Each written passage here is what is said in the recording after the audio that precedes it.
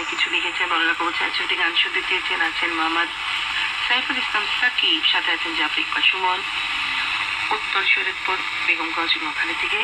ভাই আপু কেমন আছে? আমরা ভালো আছি।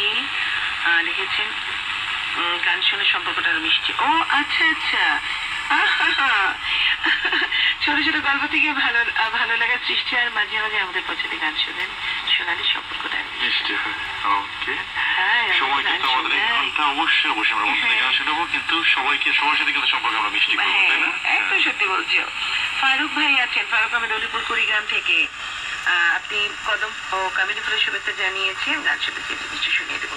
ইসমাইল ভাই আছেন, শিবন বগুড়া থেকে গান শুনতে চেয়েছেন। ধীরতা সুপারস্টার।